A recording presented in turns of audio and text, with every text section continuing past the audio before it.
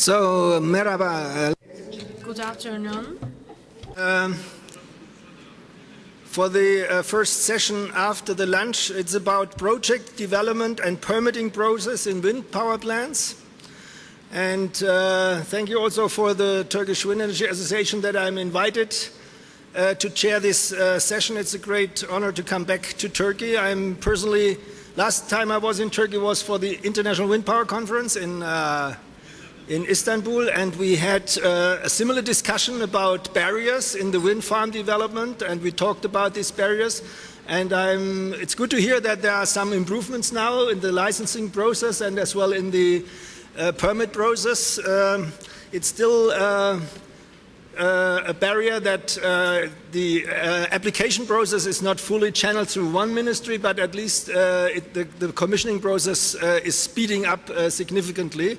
And we will definitely, after the presentations, have a discussion, follow up of the discussion we had this morning, which was quite interesting about wind farm development. Just a brief introduction of our company, because some people are confused what happened to the company Gerard Hassan. It doesn't exist as a company name, but it exists as the consortium of DNV, the Norske Veritas, and Germanische Lloyd, DNV GL. And our company is working on the maritime oil and gas business, business assurance, and on energy. And energy means not only let's have a look at that. Energy not only means renewables, we work on grid integration. We do, like in Turkey, work for smart meter projects, smart grid modeling. We also help manufacturers, potential manufacturers, to increase the local content. We have a turbine design team who helps to create local industry. We have software products like Bladed to design wind farms or wind farm components.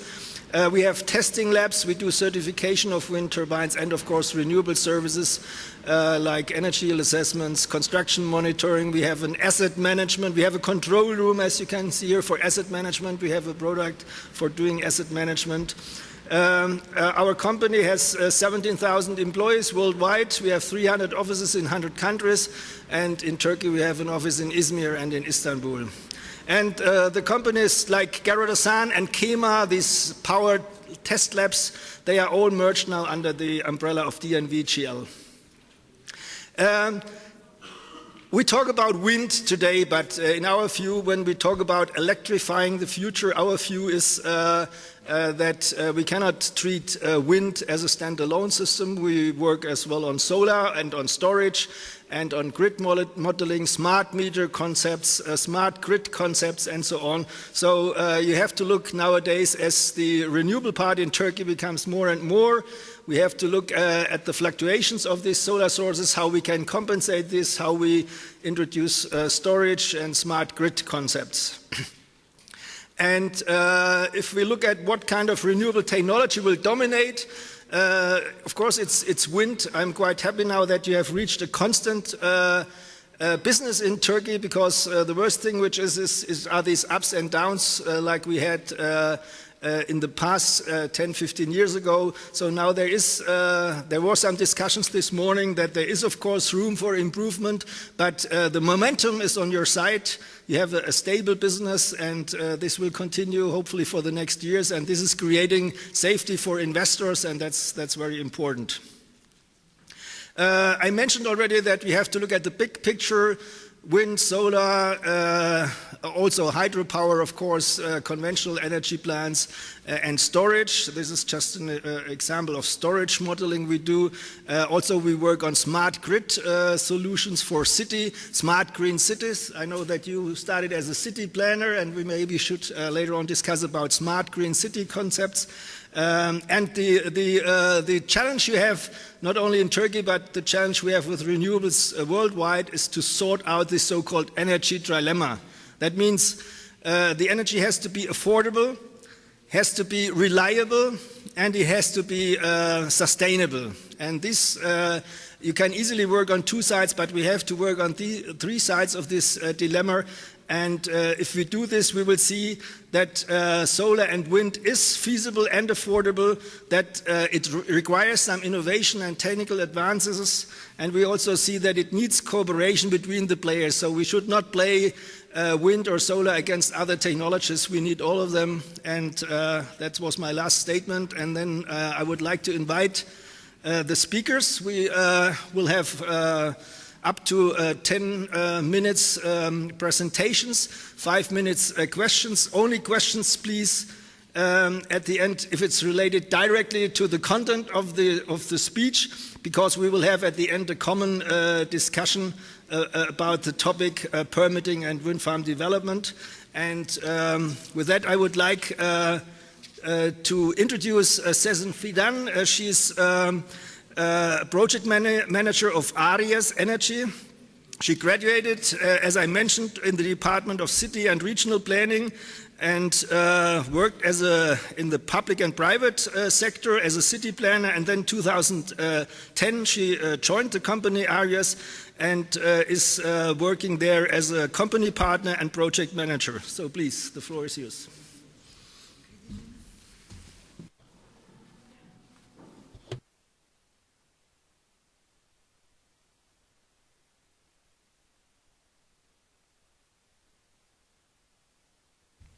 Hepiniz hoş geldiniz. Welcome. I would like to thank for the organization of this Congress.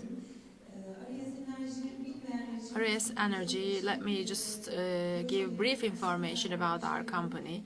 Actually, before the construction phase, we are a company working in the licenses before construction. Since 2007, we have been involved in this process, and we are working with the companies, and so we are an experienced company in terms of licenses and permits.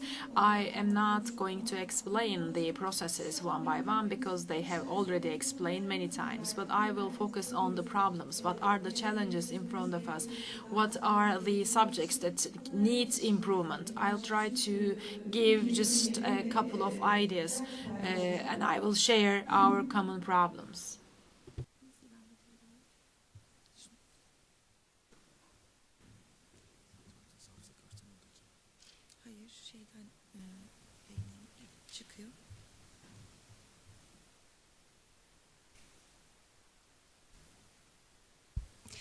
Projelerin genel olarak yürütülme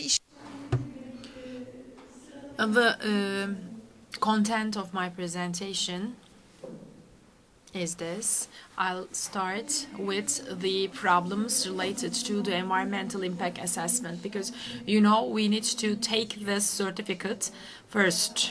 I'll start with the problems about it, and then I will continue with the development plan and approval procedure, and then there are some problems related to the property, and I will also talk about this. And also, for a long period of time, we have some problems related to the national parks and the permits to be taken related to the natural and national parks. You know, actually, environmental impact assessment, you know what environmental impact assessment is. There is no need to explain. But it has also a part actually related to those power plants. And this regulation actually have been amended many times. And while we are planning what to do next within the framework of the project scopes, we have some problems because sometimes there are some changes and then we face with some problems because we planned the project before. And also, related to the practice, the institutions, the agencies have some problems because of, again, the frequent amendments to the regulation. They will have an implication in practice, definitely.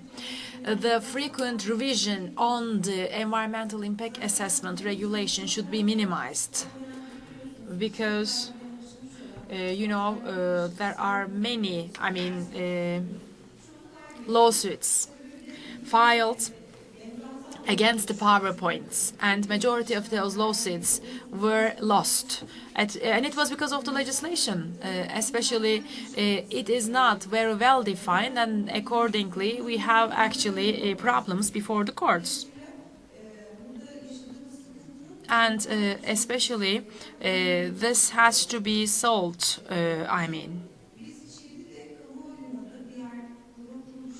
especially we should let actually the companies know, and also we should let the public people know about the environmental impact assessment. The meaning of it is different. You know, there are commitments in the environmental impact assessment. If you are going to do an investment, then you are making calculations about the possible damages that your project can cause on the environment. This is just in the form of a commitment chain, and especially before your investment is commissioned, you are trying to explain and evaluate the effects, but actually sometimes even our investments are not practiced, the environmental impact assessment certificates are sometimes cancelled. But of course, in those assessments, you have some measures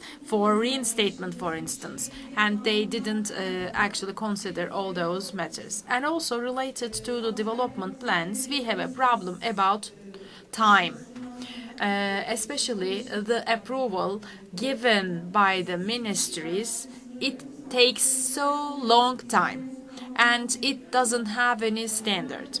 And unfortunately, it is still the case. It doesn't matter without the mayor, metropolitan city municipalities, or smaller municipalities or ministries. Doesn't matter. The procedure is long. Especially the plans, the master plans, or the development plans, or the construction plans, what term you use, it doesn't matter, but especially it has a text written in the law, so you need to act accordingly. And especially the wind, the renewable energy is a new subject when compared to the other content of the laws. So especially there are some additions, there are some amendments to the laws just to actually have those projects be implemented. We have, for instance, permits, licenses to be taken from the Ministry of Forestry, from the Ministry of Agriculture. There are changes, and especially for the master plan or the construction plan approval, it is necessary to shorten the process. We should find a way, actually. We should find a method. For instance, one single agency can be responsible for those approvals, and that will help to shorten the period. And similarly, again, the process is complicated. I agree. There are many different agencies and institutions are included in this approval process, and it must be, of course, correct, because otherwise you will face with court proceedings after. So you should work hard in the beginning, but it can be shortened. The duration can be shortened. I am sure of it. And the authorities can be identified responsible for it, and then a standardization could be brought, and I believe this can make the process simple. And also, again, in the ministries related to those recent amendments, we are paying fees, and those are really huge. The amount of the fees has been increased in the energy projects. Especially, this is really significant amount of money taken as the fee. And there are incentives, given by the laws. Even we need to take, permits, etc. We have deductions in, for instance, in other agencies, but we need to pay even millions of liras for the fee for that approval. This is really interesting. About the acquisition of property, let me start with expropriation. The urgent expropriation decision, it is not included in the legislation, so we are facing with cases before the court. It needs to be included in the legislation. Otherwise, we will lose all the lawsuits filed before the lawsuit. Our permits, licenses are cancelled or terminated by the court. And this is causing a big trouble on the project. And the procedure is now under the hands of the Ministry of Finance, and unfortunately the regional directorates of the Ministry of Finance do not have standardized rules and principles, and actually the officers working in the regional directorates are not knowledgeable enough sometimes, and some of them has a different approach, some of them has another approach, and so those needs to be clarified. There's a need for an organization. I mean, for instance, the Ministry of Finance should issue just a very simple circular, just instructions, and they can handle this problem. And also, again, there is a problem related to the pasture area. And, you know, if there is actually a court case going on that pasture or on that meadow, then we need to wait. But, you know, the project has a duration, then it means we are losing time. And in this respect, again, we have responsibilities before the Energy Market Regulatory Authority. So, again, it can cause some problems. About the forest permits, my colleague will give some information, but the bureaucratical steps have been increased. I don't know, maybe we can minimize those steps. And also related to the leasing, again, and also related to the sharing, or I mean, I'm talking about the easement rights.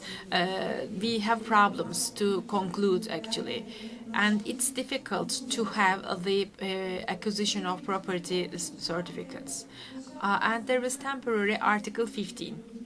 This is related to the projects, the construction. The period is over before the construction, then the Energy Markets Regulatory Authority says your time is up, we cannot do anything for your project.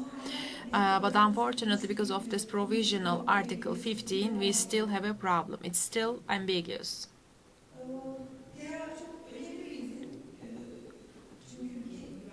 Especially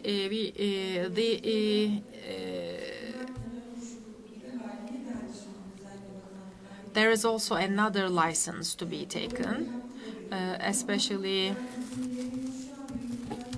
there is a procedure going on, and it is related to the turbine type. It's about the interaction analysis, and especially we need to complete, for instance, all the relevant agreements related to the turbines, and we should complete all the necessary permits and etc. But it's not possible to start this procedure immediately.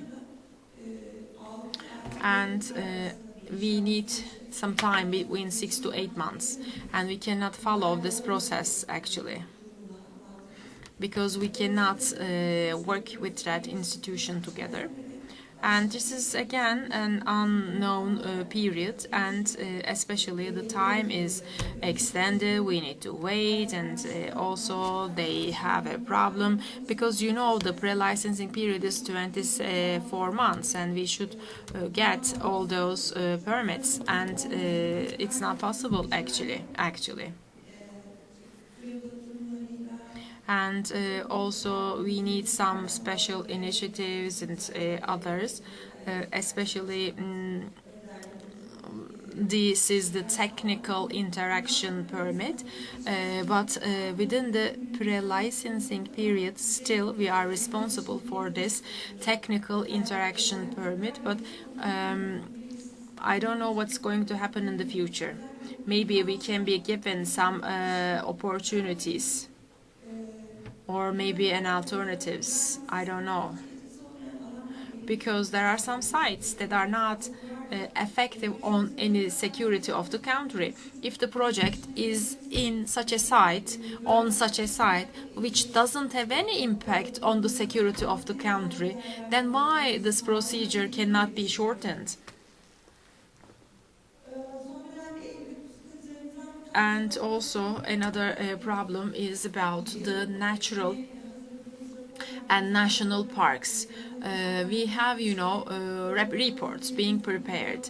Just we need to get, permits from the Ministry of Forestry, Directorate of Forestry, and I suppose there is a circular dated April 2015, and Nature Protection and National Parks General Directorate, they are the General Directorate had an announcement that they are not going to ask any scientific report for the areas that are not considered as protected areas. So this is good. This is a good development, but it is not implemented yet. Especially it's not correct actually to do some scientific activities on the protected sites. And we know, but the migration routes are also very important for the birds, and they are known actually, especially if our project is 30 kilometers far from a migration route of birds. It's different when it is only 4 kilometers far from it. So those projects are different, so they need to be considered differently. And while we are giving commitments for our projects, actually we should be knowledgeable, and then we should raise the level of awareness. Otherwise we cannot reach success in our activities. And we are showing great efforts to solve those problems. Thank you very much for your attention. Thank you very much. You made your points very clear. But before we answer the questions you raised, we should hear the Ministry of Forestry and EMRA, and then hopefully get some answers to your questions. So for that reason, I would now like to pass to Salih Özdemir. Mr. Özdemir graduated from political science in the faculty of Ankara University here with a degree from public management in the year 2000, and afterwards he started working for the Ministry of Finance as a national property inspector at the General Directorate of National Property, and since 2009 he's working for EMRA. So please.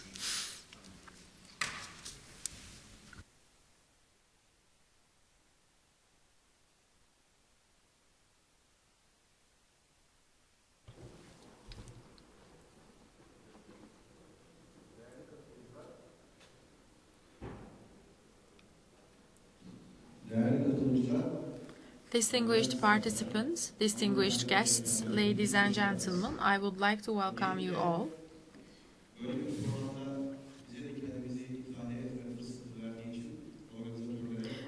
First of all, I would like to thank for the organizers for giving us the opportunity to take place in this panel. I feel myself as the host of this subject, because within the framework of energy investments, actually I am in the kitchen,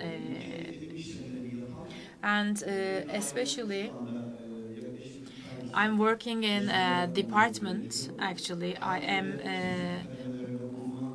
I have also worked in many different departments and units.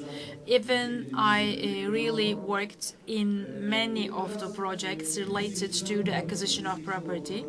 Actually, I will talk about the situation in Turkey since the year 2008. You know, we are facing some problems, and we have some alternatives and solutions for those problems. I will just talk about them.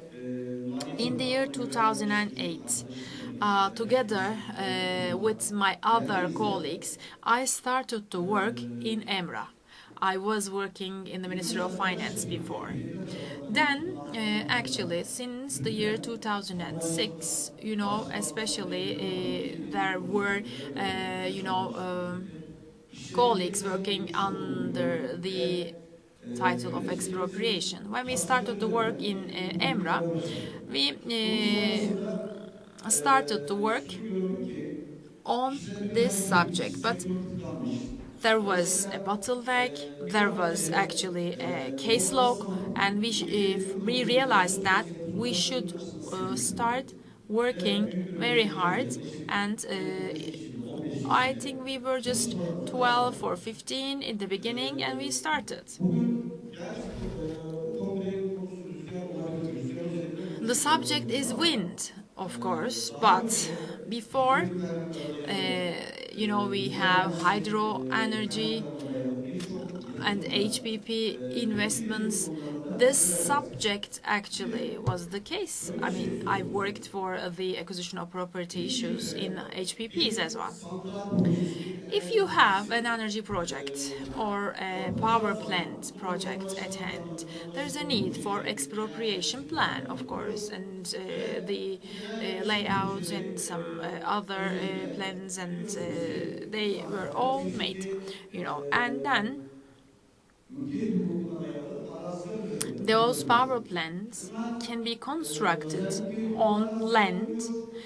Those lands can belong to a private person, can belong to a public sector, can belong to treasury. I mean, can be just land, forest, motorways, or so. Until 2013, as the expropriation department in EMRA, we did the acquisition of property by our department alone. I mean, we are doing it. An urgent expropriation method has been used. But in 2013, there was an amendment to the legislation. Some of the authorities were given to the Ministry of Finance. And then there were complaints coming from the companies, and especially then the authority was started to be shared between us and Ministry of Finance. Of course, I also worked before at the Ministry of Finance. I'm not just criticizing the Ministry of Finance here. Don't misunderstand me.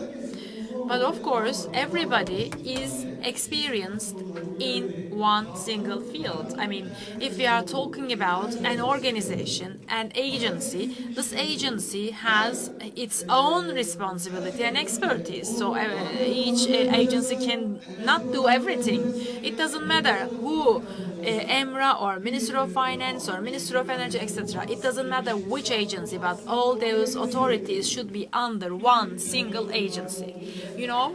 Turkey has very specific problems. The laws are very problematic in Turkey, and also there is the law on inheritance, and there are actually huge delays before the courts. Those are very significant problems for us.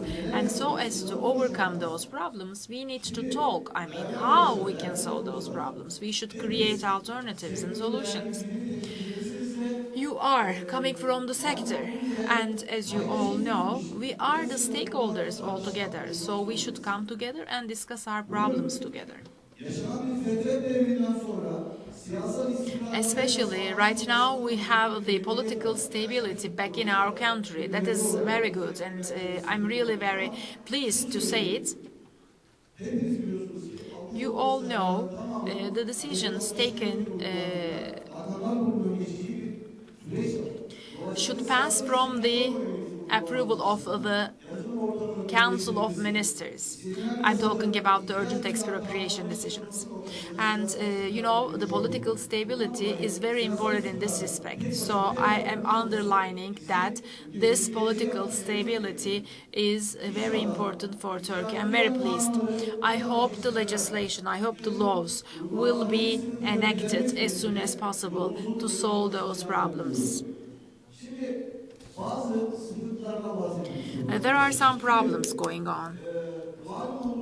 As you know, after 2013, with the amendments made to the law, the pre-licensing and licensing periods are the case now.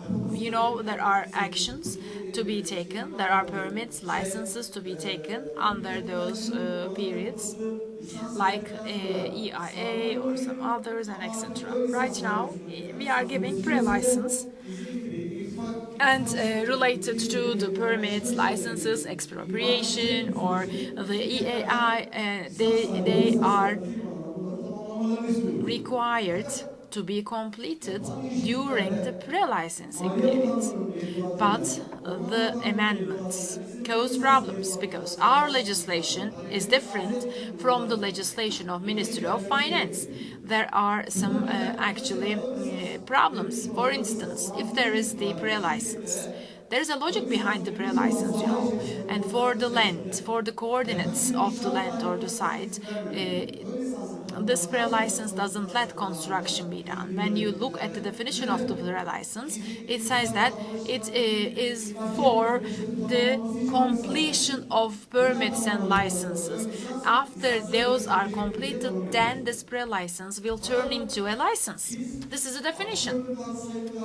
But when we look at the law and the regulation, I'm sorry, as per the law and the regulation, we are asking some things from the companies, just like about the land of actually the personal property. We asked the company to bring urgent expropriation decision. If the land is under the hands of the treasury, then you need to bring a permit from the ministry, and also for the forests, you need to bring a permit from the forestry directorate, and etc. But the pre-license doesn't let the company use that land during that period. But if there is actually a personal property of the land, then they need to get that urgent expropriation decision.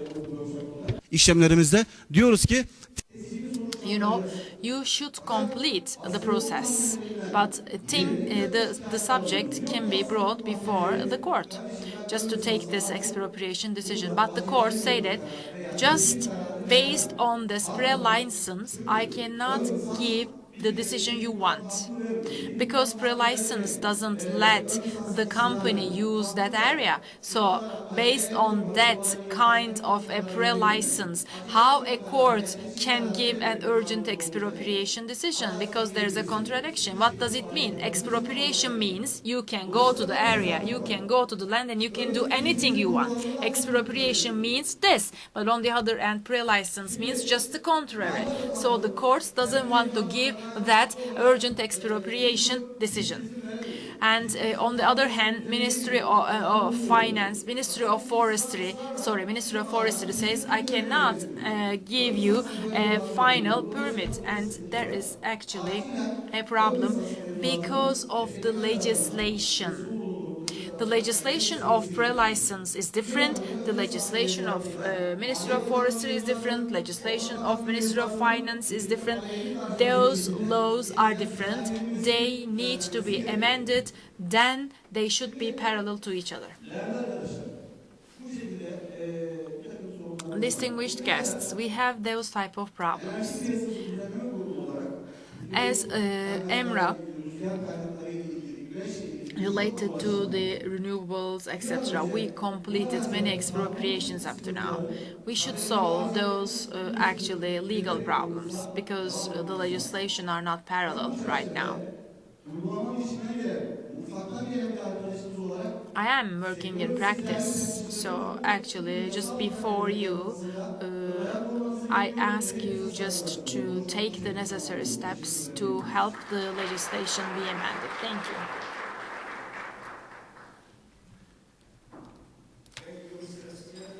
Raised other points, additional points, but also possible solutions. Like if you compare it to Germany, we were always thinking the possibility you have in Turkey for expropriation makes life easy, because we don't have that.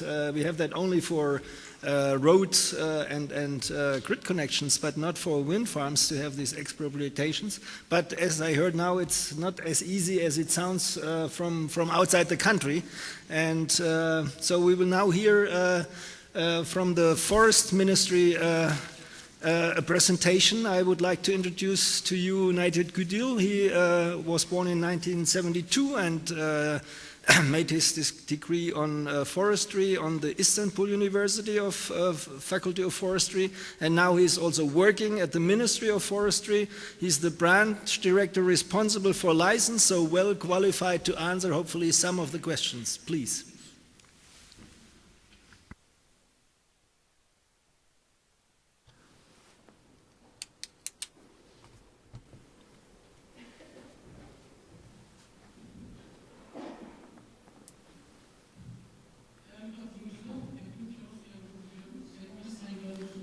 I would like to welcome you all, especially İzzettin Yurtoğlu was supposed to participate in this meeting, the head of the department, and now I'm replacing him, and I'll try to make this presentation instead of the head of the department. There is the Turkish Constitution, Article 169, and accordingly the forests are under protection, and this responsibility is vested to our directorate. Therefore, actually, the property of the forests cannot be transferred. It is written in the Constitution. And also, those forests cannot be considered as property, and it cannot be subject to the right of easement if there is no public benefit. And also, when we look at the forest law, Article 17/3, if it is urgent, if it is a must, and if there is public benefit, then it is possible actually to let the forest be used. From the Turkish history, even in the Ottoman Empire, the administrators also gave great significance to the forests. Even the Red Indians, they are saying that actually forests and natural resources are very important. The forests are is not an heritage from our ancestors. Forests are actually a gift from us to our children. Our country is urbanized and industrialized very fastly, and also forests meet many important environmental needs. This is actually a common property of the society, and we are responsible to protect, to care, and increase the number of the forests in Turkey. And then the permits to be given are evaluated, and there has to be actually a balance between the public benefit and the forests. This balance should be preserved, and permits are given accordingly. Especially within the framework of those permits, mainly we act according to the regulation, implementing regulation related to the Article 17 and 18 of the Law on Forestry. Mainly, we receive actually requests, and those requests are at the sites like the top of the mountains or some sharp edge places, because they are receiving wind directly. And we look at the situation as a whole within the framework of the laws, and especially those renewable energy law, Article 8 is also taken into consideration.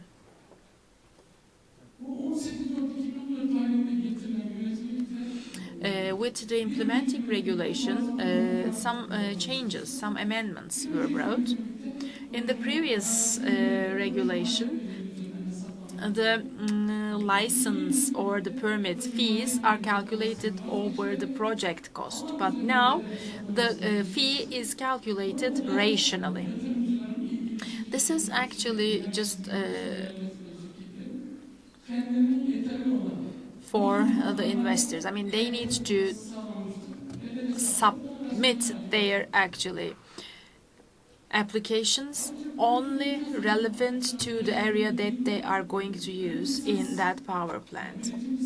You know, there are two processes, pre-license and license. And especially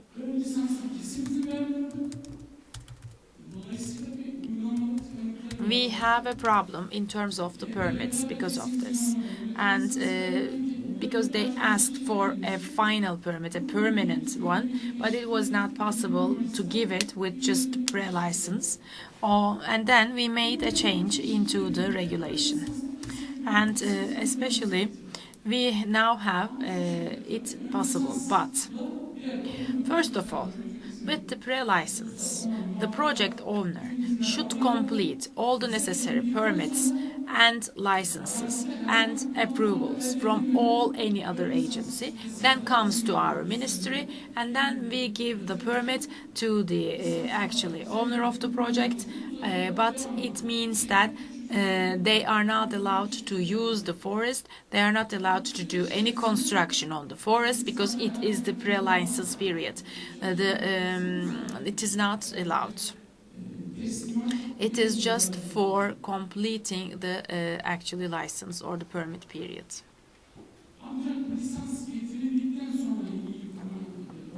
Then, when the pre-license is changed into license, then it's possible for the project owner to continue with its projects on the land.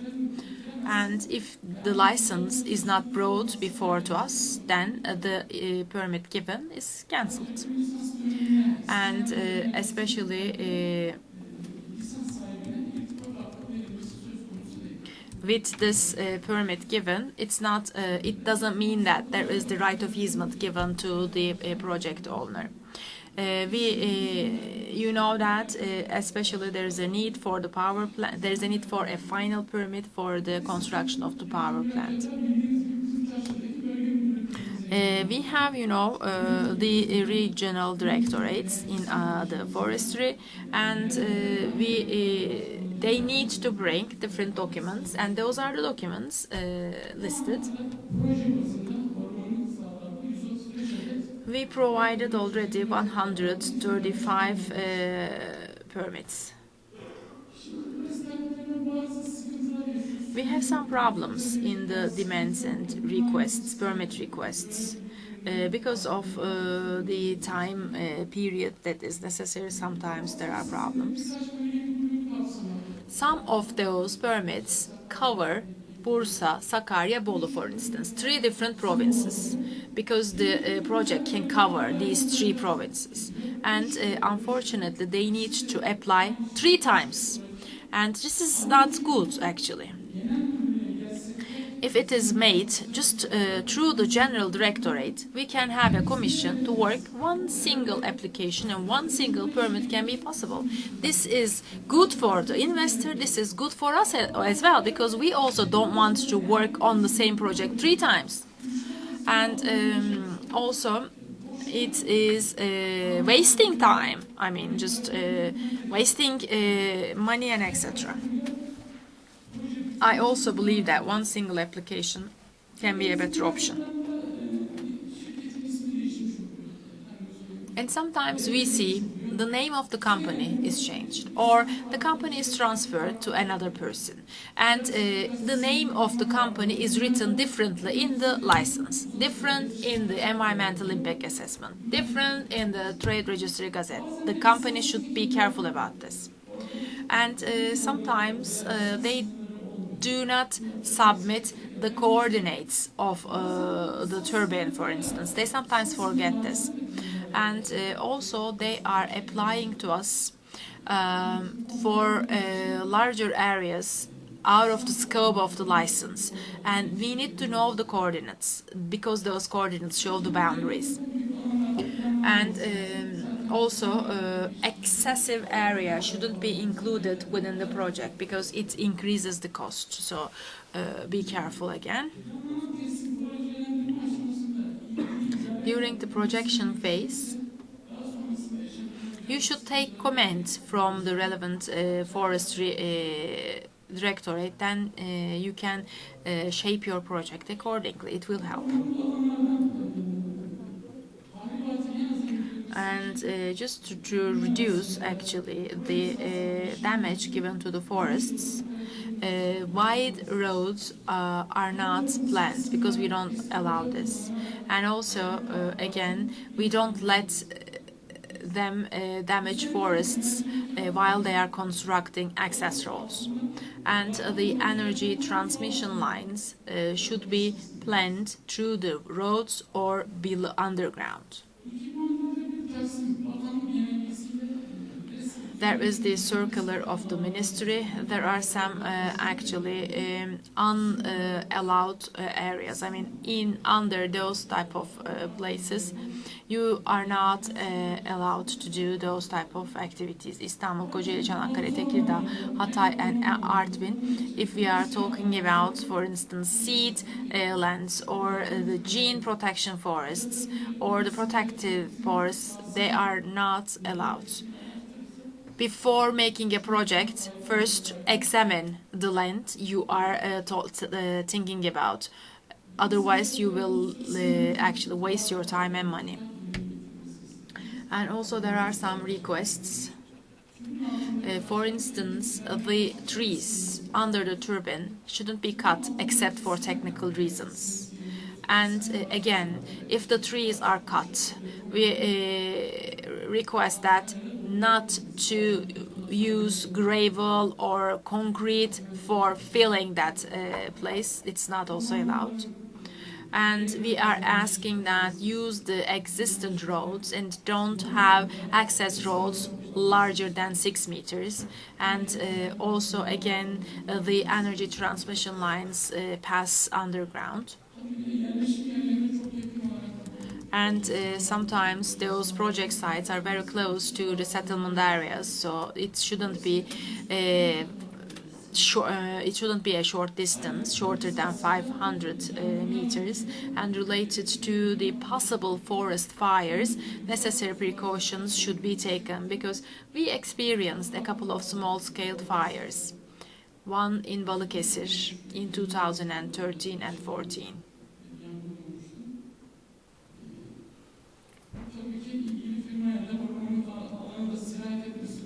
If the fire has an effect on the forest, its damage can be detrimental. Thank you for your attention.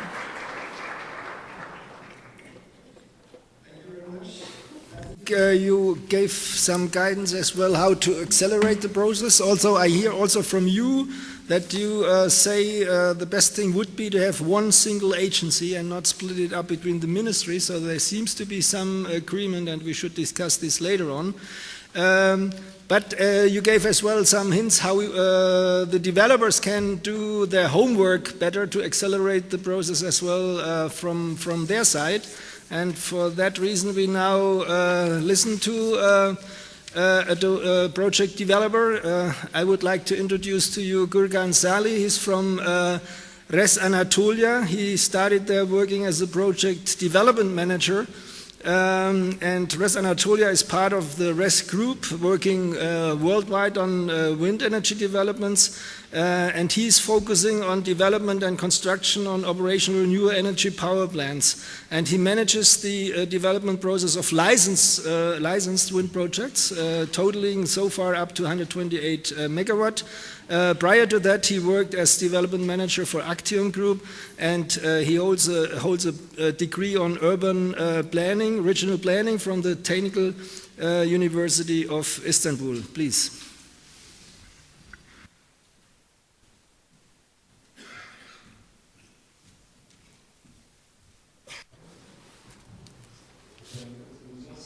Distinguished participants, I would like to express my deep regards. First of all, I would like to thank the Turkish Wind Energy Association for the organization of this Congress. The most important thing is here that we are all together in this hall as the stakeholders, and we are discussing the requests, demands, problems. This is a very good organization in this respect. As all the other participants stated, we have a common expectation. We want the power plants be developed in the due manner and to finish the permit procedure in the shortest extent possible, that we have the investments commissioned as soon as possible.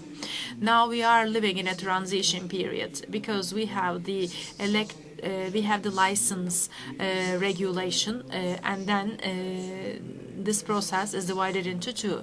We have pre-licensing period and licensing period. In the pre-licensing period, the companies needs to complete the permits and licenses and etc. Then they are authorized to get the license. In today's presentation, I would like to focus your attention on this pre-licensing period. Especially, there are standards, and the measurement poles and also the potential area. You should start those activities with this, and then you need to measure the potential at least 1 year, and also you should have data according to those measurements, and then you need to identify your project site, and also you need to follow the rules of the Energy Market Regulatory Authority. There are, documents that you need to bring, and then based on actually the capacities announced, you actually give a price quotation, and finally you are given it or not. Especially this period is different between 24 to 36 months, and you are requested to complete 8 different conditions. The first one is, as Salih also stated a couple of minutes ago, it is actually the property rights. If it is under public sector, then there is a need for right of easement. If it is a forestry, there is a need to receive a final permit.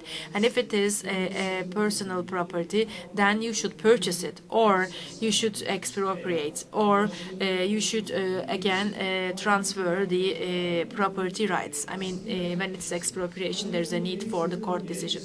But as Sezen and Salih also mentioned in their presentations, we have problems. I'm not repeating those problems because you have already heard.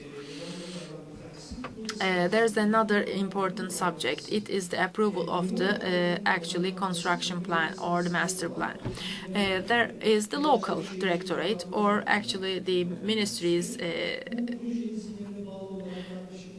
organization, and you need to take comments from different agencies. Your site should be approved as appropriate for the project, and every thing should be completed. And during the application to that construction plan, you are expected to have the control of the property of the land. You should state this. If it is forest, you can have a, for instance, permit. If it is the personal property, then you should get approval from the owners of the land, or maybe with a letter taken from EMRA, you should show it. Thirdly, there is a need for the project preliminary approval, because there is the regulation, and together with the documents mentioned in it, you should apply the ministry and take that approval. Fourth one, it's about the connection. You should do the necessary applications for it. And then there is the competition, and as a result of the competition, you are given a capacity, and you should also show the grid where the connection is to be made, and etc. What are the responsibilities, who is responsible from what, etc. I'm talking about those agreements. They should be prepared. And also for the security zones and military zones, you need to take another permit. And if the actually project is on any land for security purposes, it is searched. You should go to the Ministry of Defense, and also you should go to the military actually headquarters and ask that permit. And the TEA, actually, if it is related to the turbine model that you are going to use, you will apply to the Scientific Council of Turkey for the TEA, and it's a technical interaction permit, actually. And then you are given an answer. And there is something important. 180 days before of the licensing you should apply. Another responsibility is about EIA. For the installed capacity, you are in the Annex 1 or Annex 2. If you are over 50 megawatts, then they are in the other list. And if it is more than 50 megawatt, there's a need for EIA. If it is between 10 to 50, then this time it is optional. I mean, there are criteria. If you fulfill the criteria, no need.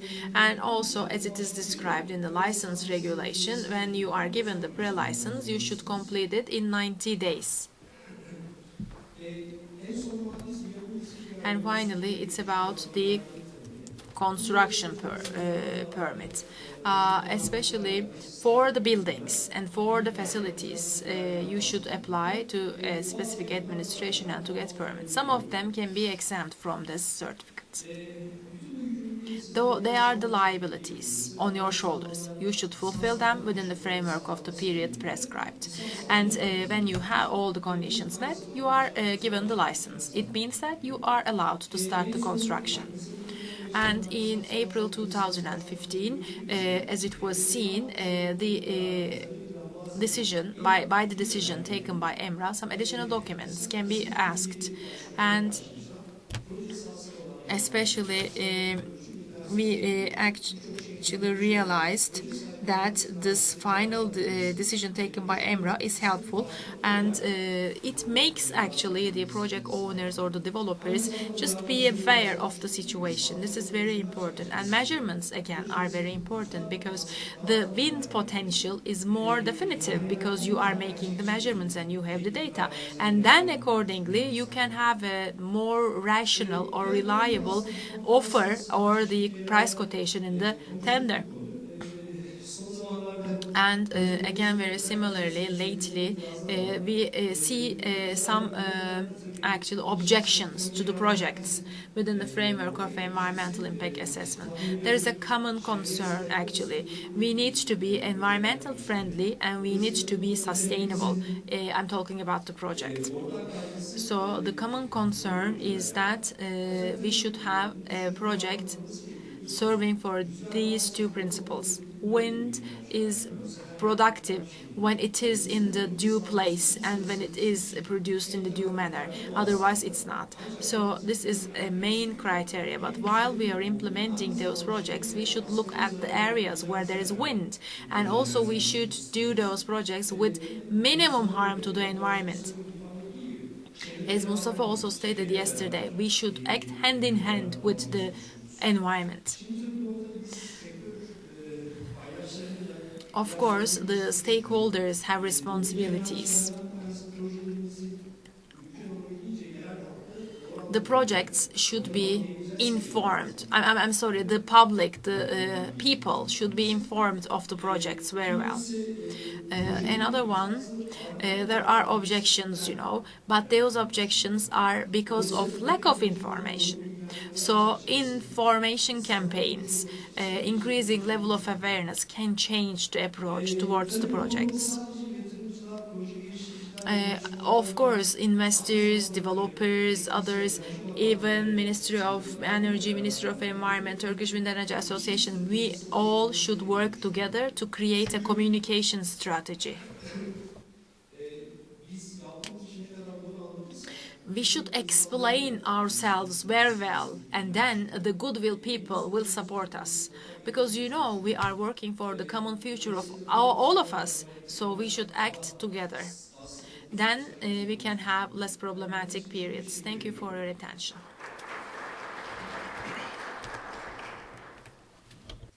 Thank you, and thanks to all the speakers. They all brought interesting aspects into the discussion which will follow, and thanks also for keeping the time so that we have about 25 minutes left for a discussion.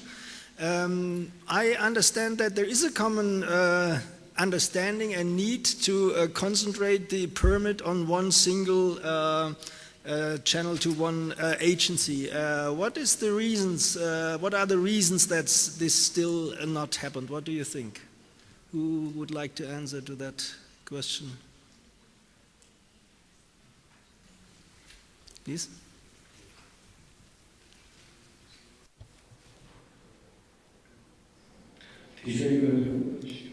Thank you.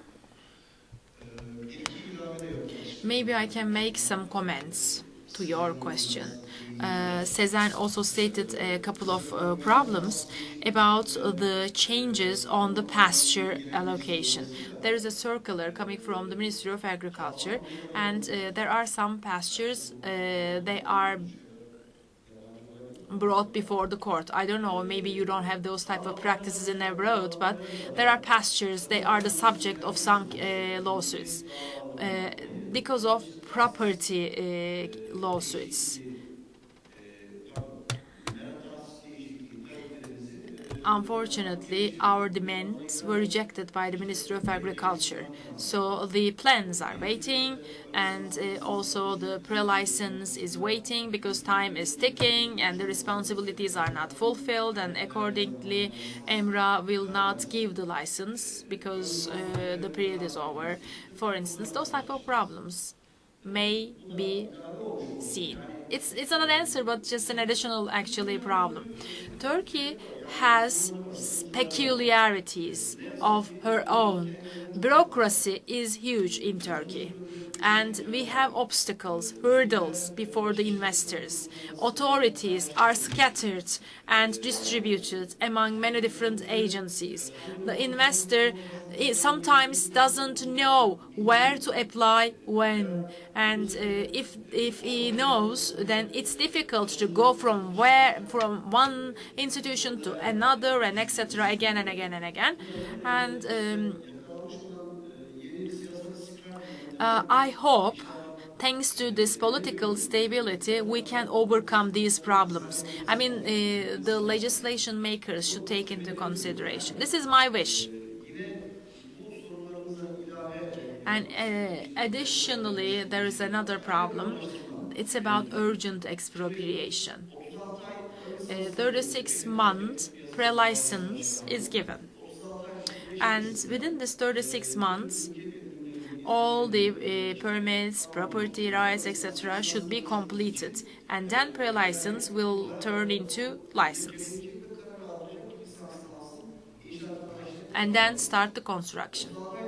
But within the framework of this 36 months, the urgent expropriation and completion of it, it's not possible to finish it in 36 months. And sometimes it is not finished. And also the Ministry of Energy is responsible for supply security. And there's a need to have a legislation for the urgent expropriation. Please take note of this, because this authority should be taken from the Ministry of Finance and should be given to EMRA. This can be an option. Or let's stop it. Let's take the authority be given to the Ministry of Finance as a whole. Do not divide it into two, because this is important. First of all, there's a need to take a public benefit decision, and then the file is before the Ministry of Finance, and then the decision is taken from the Ministry, from the Council of Ministers. Then send it to the regional directorate of the Ministry of Finance. This is complicated. The Ministry of Finance has, for instance, limited number of treasury lawyers, and those lawyers are trying to do it, but time is limited, number of personnel is limited, vehicle number is limited, and those are the problems just to actually cause delays. Necessary measures to be taken to overcome those problems. Because even urgent expropriation cannot be finished in 36 months, and with normal expropriation, it is never possible. And therefore, the pre-license period should be amended, I think, in the future. So we should be careful about this, and we should take the necessary measures proactively. Sometimes we have some problems in the local area. Sometimes we have problems with the citizens related to the expropriation. But I recommend something here. Unfortunately, the subcontractors are working very, freely, let me say. They sometimes harm the forests or also they do not complete actually the commitments that they did it in the environmental impact assessment, then EMRA should implement some administrative sanctions. I asked this authority to be given to EMRA. Of course, it requires a legislation amendment. But this is very important. There are regional directorates of the Ministry of Forestry, Ministry of Agriculture, and State Hydraulic Works, and etc. But EMRA should be given this authority. And the citizen doesn't know where to go. You go to the site for the expropriation. You are actually inviting the parties on the table and just for reconciliation. And the citizen thinks that EMRA is the only authority. But unfortunately, EMRA is not authorized in this respect, and we are saying to the citizen that go to court. And even the citizen cannot go to court because it requires money. So we should solve this problem. Please, actually, just help us to solve those problems. Seems to be still a long way to go. From the session this morning, I heard that the licensing, the permitting process is still taking a long time, but it's improving. Can you? And there was somebody saying this morning that it's only, let's say, only 50% of the time it used to be 2 years ago. Can you confirm this, you as planners and developers, that it is speeding up with the existing system or not? You say yes, but I would like to hear the planners and developers if they confirm this as well.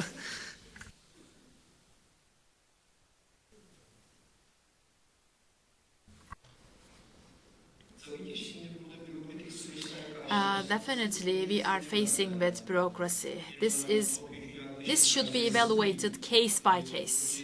Every project is different. So every project can face different bureaucratical problems because it is related to the characteristics of the project.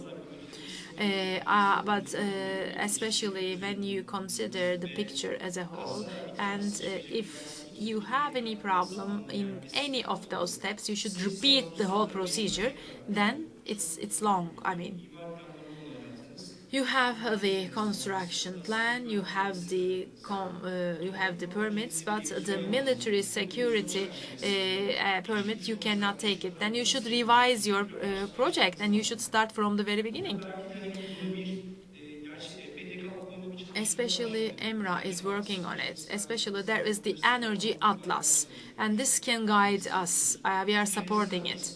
Because as the project developers, as the investors, we should measure the risk before. But there are some conditions that are not under our control. Just like, for instance, the military zones or prohibited zones. And we cannot have this information because they are classified information. So this is just like actually a tennis game, just one way to the other.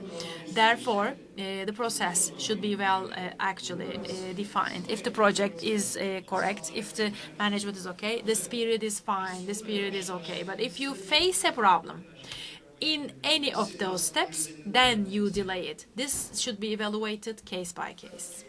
Improvements or not in the past years? Well, I mean, for wind projects, we didn't see any pre-license yet. Together with it, we will see it later. In solar energy, it's improved. Solar is a compact project, it's different. But for the wind, it depends on how you well define the potential. I mean, the potential of your project. And the correct location of the project is very important. Yes, definitely we have commitments, and also we have some responsibilities to carry. We are having the permits, and we are making controls, etc. We are measuring the risks in the beginning. Yes, it is a positive step taken, but I'm saying that if within those steps, if you just have one single actually problem, then you have a delay and it will cause problems. Reply, or should we hear her? yani bir ilave yapmak istiyorum. Additional comment about the Energy Atlas. the tender was given, and I think the contract will be made next month. And the data will be on the Turkish map, and then we can have access to the information. Of course, this is for the public agencies. They can have access to the information. It's going to be an inventory.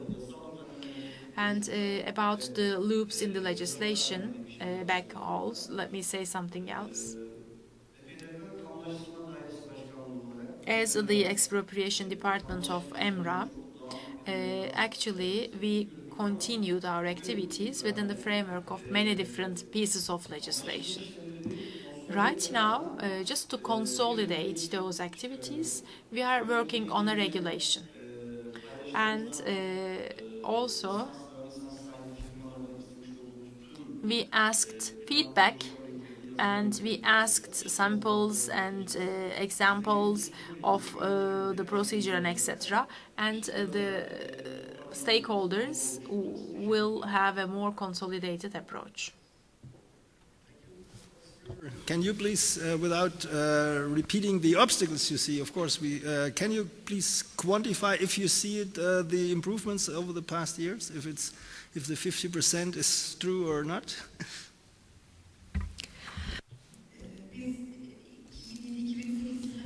In 2007, we started to work for the first time, and there was no energy legislation already for practice.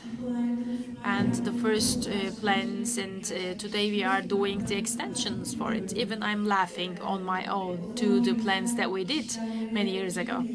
And everything was insufficient, of course, in the very beginning. And together with the problems we experienced, we gained experience. And then we developed actually the practice. And we are in today's position. Of course, we have responsibilities and authorities, and just we are trying to finish it.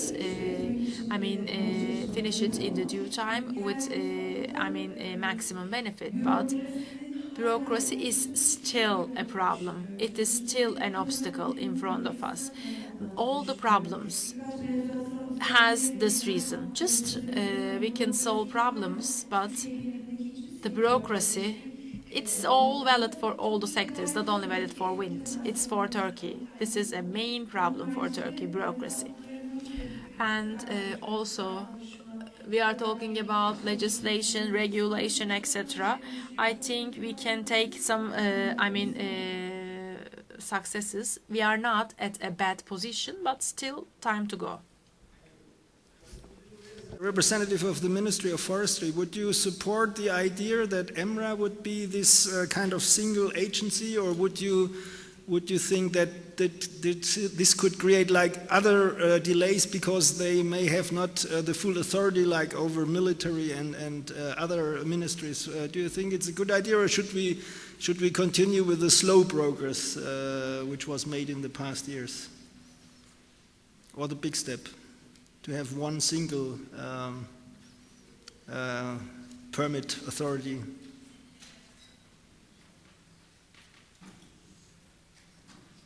Are you able to?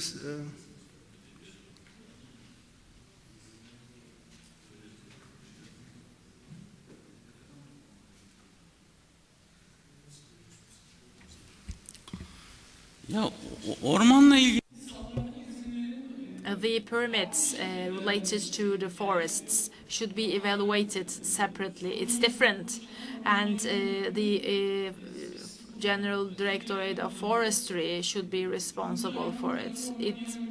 It must be this way, because we know about the forests. Not only EMRA is sufficient to give those authorities alone on its own.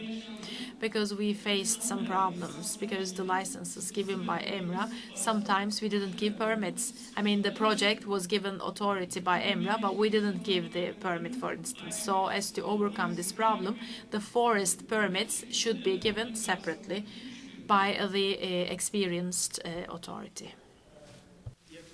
for your answer. Of course, that would mean that all the ministry would be involved in, from my understanding, and that, of course, this single point, this single agency would have to get permits then from the other ministries and not give it just without getting the permits from the, but it would be then concentrated in one single point. Like if I compare it to Germany, the offshore projects, they are extremely complicated to handle the permits. You need also to include the Navy, the fishing industry, all kind of ministries, of course. And it's even much more complex offshore than onshore. But it's one single point where you get the permit. And of course, this single point is in touch with all the ministry and gets the sub-permits from the ministries. It's not that they just give the permit without consulting the ministry. That's my understanding. Would you agree on that approach? And you wanted to add something from Enra's side. Evet, doğrudur yani. Yes, you are right, actually. Especially we are not saying that let us give the all permits on our own. We are saying that as EMRA, the licensing, we are responsible for the licensing and tariffs and some others. And also, especially, we have a touch in the process from many aspects. And about property, about permits. We should ask, for instance, the permits from the other ministries. Definitely, the other ministry is responsible for forests, agricultural is responsible for pastures, etc. But we should be the umbrella agency, just as the single agency, umbrella agency. Again, about expropriation or the others, especially for the property rights of the land, to take decisions for those lands. EMRA or Ministry of Energy. I'm not saying that it must be EMRA. It can be the Ministry of Energy. It can be the Ministry of whatever it is. I mean, the authority shouldn't be divided into others. It may cause problems. It is difficult for the investor. And it's not possible for the investor to finish the investment, to complete it in the due time. And Turkey energy deficit is growing every day. Even though we are doing construction and etc., we are working very hard, but we still need those investments urgently. We should include them into the economy just to have more national revenues. This is helpful. Thank you. I also want to make an additional comment. You know, the forests are under the protection of the Constitution. There has to be the public benefit, and there has to be a must. If it is possible, according to the Constitution, then we can let the project be done. Two factors are important. Otherwise, it's not possible. Because we are talking about forests. Out of time, I would like to give to the audience 2 or 3 questions, and then we can, hopefully these questions will go into the same direction. So there was first here and second here. Have you any microphones? Please state your name and your company. He was first, sorry.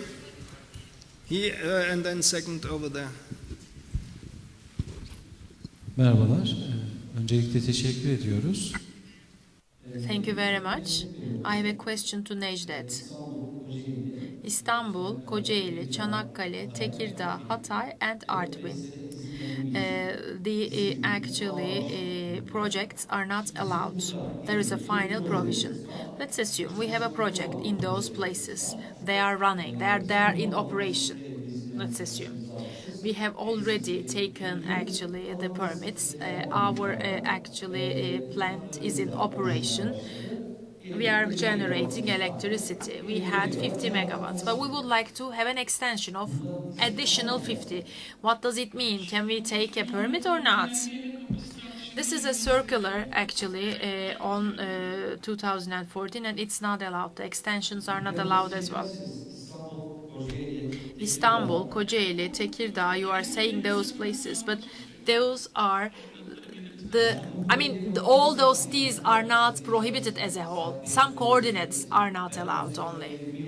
I'm working in this sector for 20 years, so those areas, those provinces are windy provinces of Turkey. In projection phase and for the projects, etc., those places are very suitable for wind energy, not for Artvin maybe, but Tekirdağ, Kocaeli and Istanbul, they receive actually wind, and there is industry very, intensive there, because we are not using electricity to have the bulbs or to have light at home. We will use it in the industry. And I have a question to Sezen. Thank you for your presentation. Already there are lawsuits in the environmental impact assessment and we lose. But what are the reasons for it? Can you just give us the rationale behind? What is the decision and based on what? Küçücük değinmeye çalıştım. Ben mevzuatımızın The legislation çok iyi yapmadığını düşünüyorum. doesn't have a clear definition of environmental impact assessment. We take a document saying that environmental impact assessment is not necessary. And then when you give it to the judge, actually, the judge says something else, something different, because the judge doesn't know what does it mean, because it's not clearly defined in the law. And also, the citizens sometimes file the lawsuit, or NGOs, against the projects. They have a different,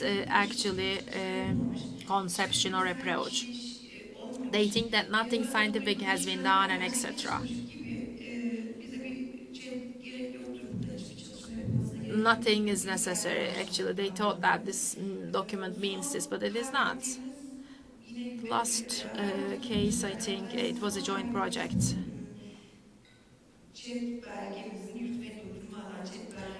Especially the safe execution decision is given. The project would have an effect on the Mediterranean seals and their reproduction.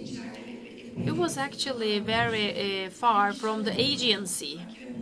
I don't know how the court gave such a decision, but still this is the rationale behind. Now the file is before the Court of Cassation. The procedure is not defined very well in the legislation. The terms are not defined in the legislation very well, the concepts. And that is the reason, actually. That is the reason we lose the law case.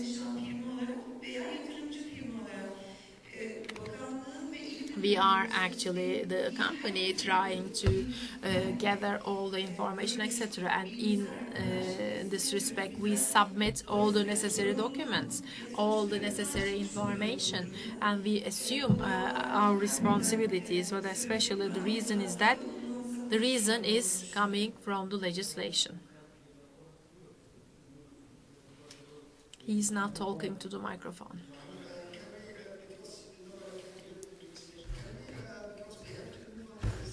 You had two already, sorry, but we can have a discussion in the coffee break, but there is two other questions, and then we should discuss it further in the coffee break. Thank you.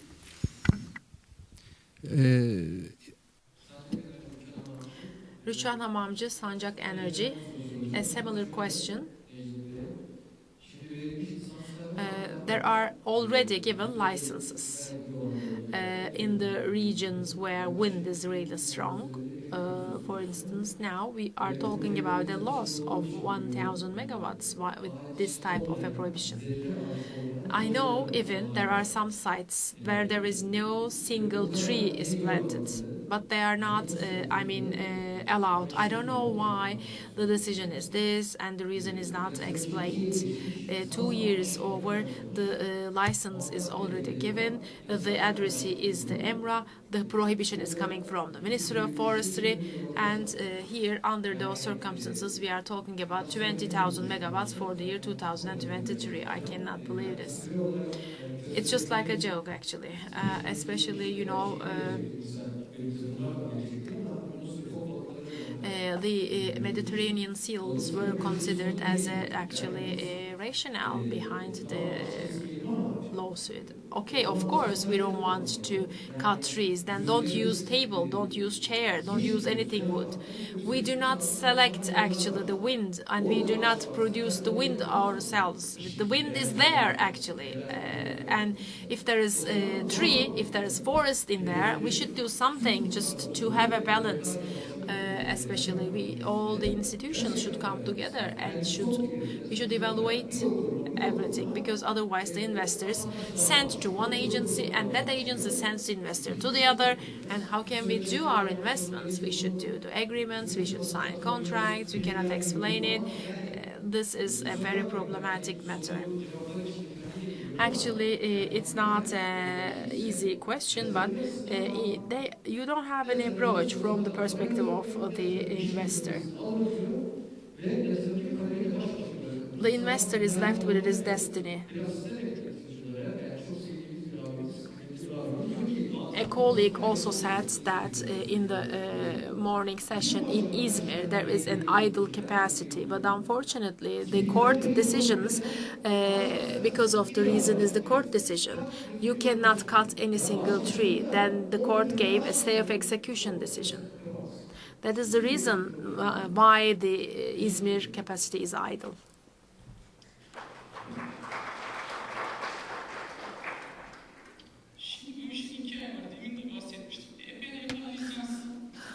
EMRA gives license without asking us. Then we are facing with the investor. That is the problem.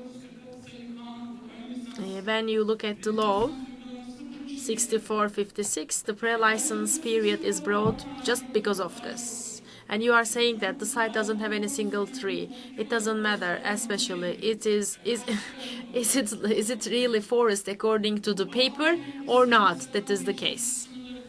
The coordinates and the boundaries are written on the law, and we cannot have any flexibility.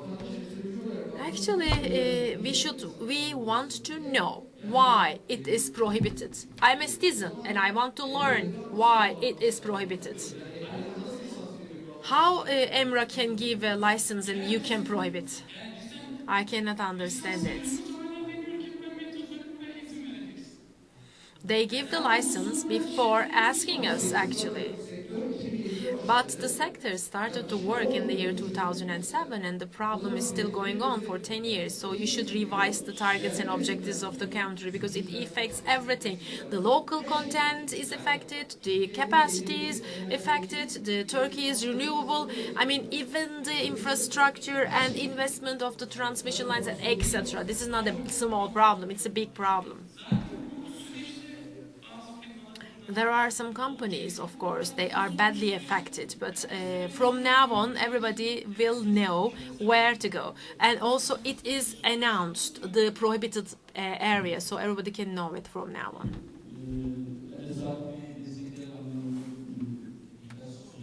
I would like to say a couple of words. Then I have a question to the Directorate of Forestry. Especially about expropriation, let me make a summary. If I am wrong, Salih, please correct me. In a rest area, let's have, you have the decision, you give the permit, and then you have a letter, you go to the Ministry of Energy. And then, especially the decision is mature, and then it's back to you, and then goes to the Ministry of Finance. And then from the Ministry of Finance, they look at that, okay, they attach a letter and signed, and then goes to the Council of Ministers. I think this is the procedure, right? Okay, let me ask something then. It takes at least 4 months, at least. Within 4 months, the investor cannot do anything. And also, when it is published in the official gazette, then it is sent to the governor's office, then to the sub-governor's office, then goes to the regional office. I think this is the case. And it takes 9 months. It takes 9 months, 14 days. And then you can go there and raise your objection, for instance. We should take necessary decisions. The mistake is actually on the shoulders of the stakeholders.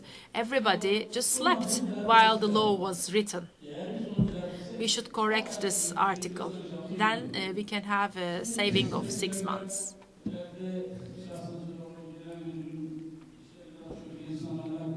Especially I know the activities going on before the Directorate of Forestry about the final permit. Especially there is the Directorate of Fires, and at least it adds at least a week to the process. The reporting, actually, is it possible to shorten that reporting period? Although it is not directly related to the Directorate of Forestry, but eco-evaluation or eco-assessment report. It is for the site, not for the turbines. I mean, you have 30 turbines, for instance. It's for the area.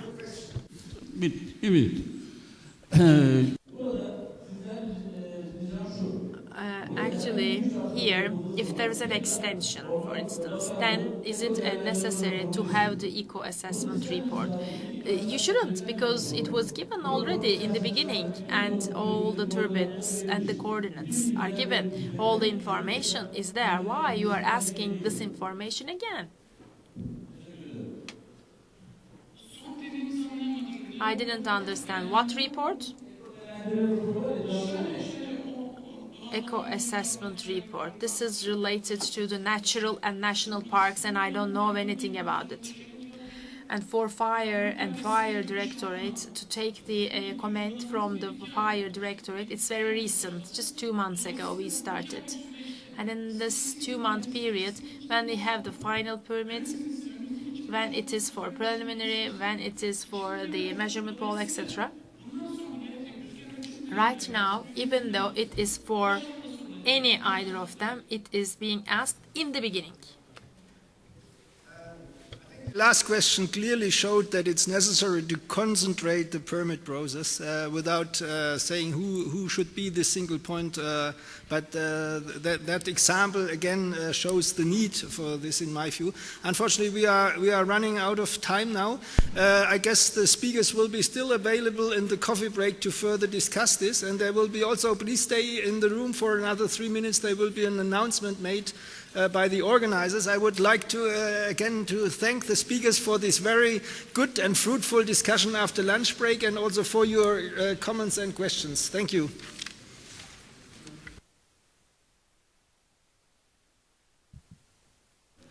Mr. Kulüp, thank you very much for your speech, and participants, thank you very much for your speech. We, as a TWEC organization, board members, would like to many thanks to your speech, and would like to give a plate for this the day of memory of day. Okay, thank you very much.